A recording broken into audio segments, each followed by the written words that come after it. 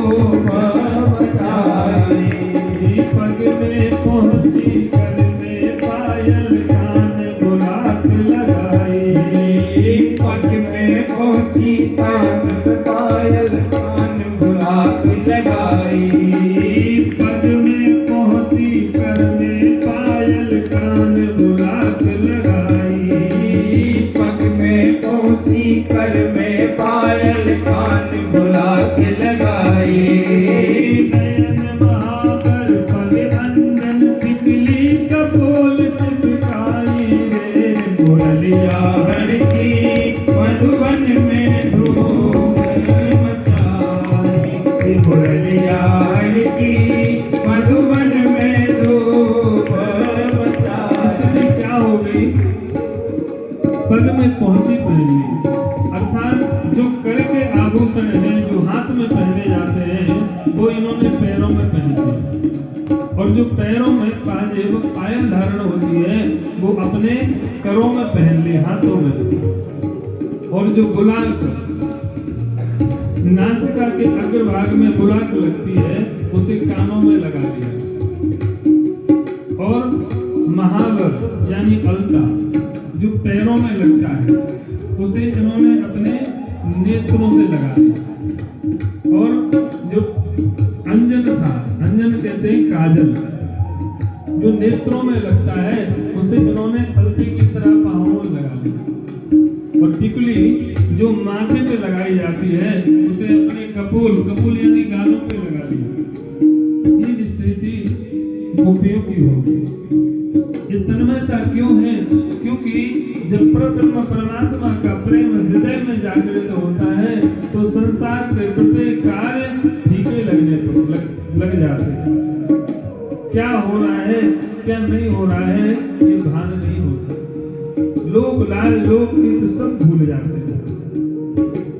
गोपियां श्रृंगार करके उल्टा सीधा जैसे भी हुआ महाराज दौड़ लगा करके सब की सब गोपियां नंदनंदन श्याम सुंदर से मिलने के लिए आने लग पड़ी।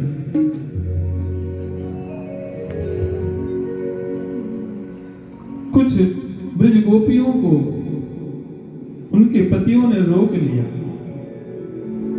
जब जाने नहीं दिया तो महाराज वो अपना नंदनंदन श्याम सुंदर का ध्यान करते हुए अपने पंच देह को वहीं त्याग करके और दिव्य देह को धारण करके परब्रह्म परमात्मा से मिलने के लिए सबसे पहले पहुंच गए। क्यों? क्योंकि उसको लगा के सब तो जाएंगे और श्याम सुंदर का सानिध्य पाएंगे, उनका अधर्म पाएंगे और मैं घर में बंद रहूंगा। इसलिए भगवान का ध्यान करते ही देह छूट गया और दिव्य देह धारण करके परब्रह्म परमात्मा के समीप पहुंच गए। श्री परीक्षित जी महाराज कहते हैं, गुरुदेव इन गोपियों की इतनी बड़ी स्थिति कैसे हो गई? सुखदेव जी महाराज कहते हैं, राजन ये गोपियां कोई साधारण नहीं है।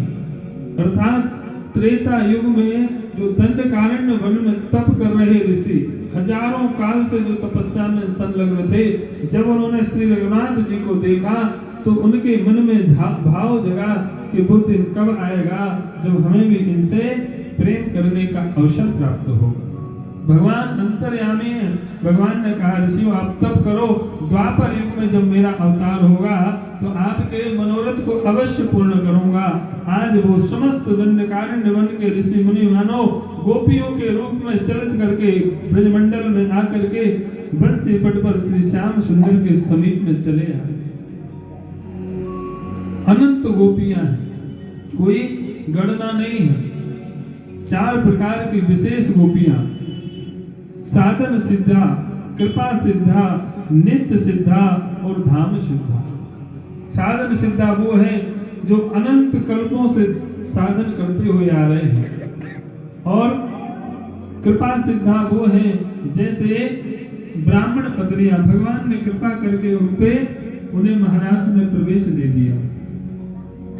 नित्य सिद्धा अर्थात जो नित्य श्याम सुंदर के सानिध्य में रहते हैं, नित्य भगवान का दरबार उन्हें मिला है, उन्हें नित्य सिद्धा कहते हैं, उनका प्रवेश महाराज में। धाम सिद्धा, धाम सिद्धा यानी कोई दिल्ली की लड़की वृंदावन में उसका विवाह हो जाए तो बिहारी जी का दर्शन उसे फिर दुर्लभ रहेगा कि सुलभ हो जाएगा? सुलभ हो जाएगा, धाम की कृपा। तो ये धाम सिद्धा। इस प्रकार से अनंत गोपियां हैं। भगवान ने समस्त गोपियों को आते हुए देखा, अर्थात गोपियां केवल स्वरूप में नहीं है। गो भी इंद्र भी कृष्ण रसम पिबती इति गोपी, जो नित्य निरंतर श्री श्याम सुंदर के प्रेम का अधरामृत को पान करती रहे, वो है गोपी। सारी गोपियां एकत्रित हो गई। भगवान ने समस्त गोपियों को आई हुई सबसे पहले स्वागत किया। क्या कहते हैं प्रभु? स्वागतम भो महाभागा प्रियम किम करवाणि वा ब्रजस्य नामयं कश्चित् ब्रूतागमन कारणम। स्वागतम तु महाभागा। जीव वही धन्य है जिसका स्वागत परमात्मा करे। परमात्मा स्वागत किसका करते हैं? जिसका स्वभाव निर्मल हो, जिसका हृदय पवित्र हो।